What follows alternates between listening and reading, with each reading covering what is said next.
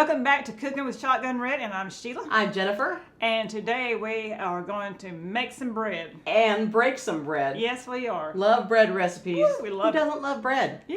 I love bread. With butter on it. Oh yeah, moist bread. You're going to love it. And if you're just joining us for the first time, welcome. Yes. And we're glad you're here with us. Don't forget to give us that thumbs up. And we love thumbs up. And subscribe. We like forks up, thumbs up. Yeah, absolutely. And all the links. Dinner bell.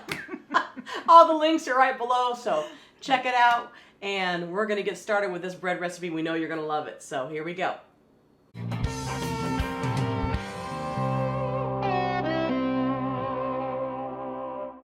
Okay, so I've got my grater out here and I've got some zucchini. I'm just going to slice off the end here. So we are going to grate 2 of these 3 zucchinis.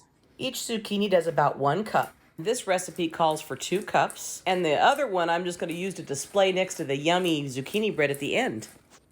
We're going to get all of our dry ingredients here together. We have 2 cups of all-purpose flour in the bowl. Then we've got a half a teaspoon of salt, a half a teaspoon of baking powder, and a half a teaspoon of baking soda.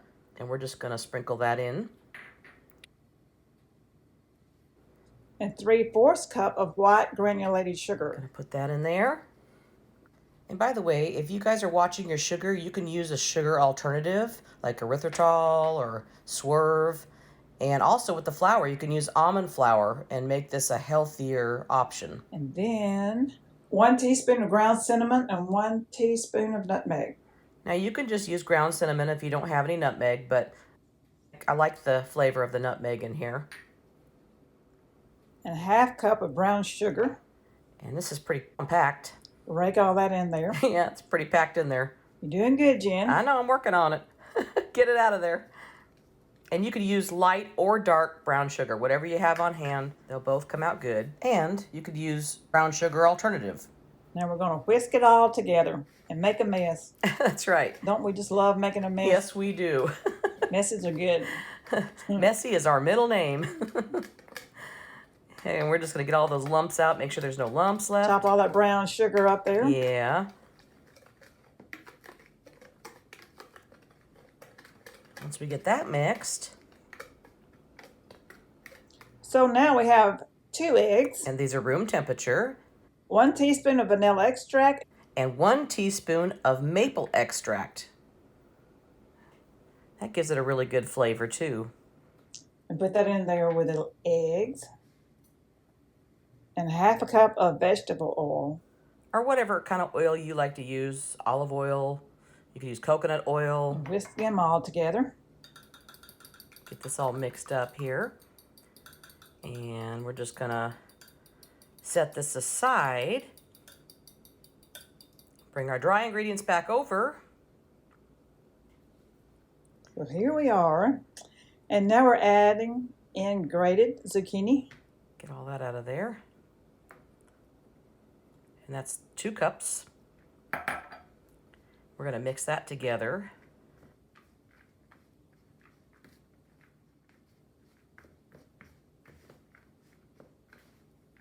Then we have about a half a cup of chopped pecans. Some say pecans.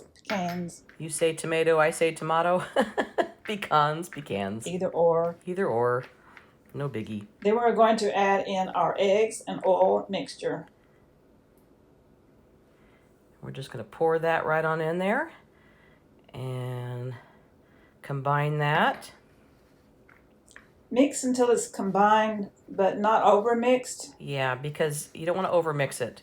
You just want it just where it's combined and the dry ingredients are mixed in.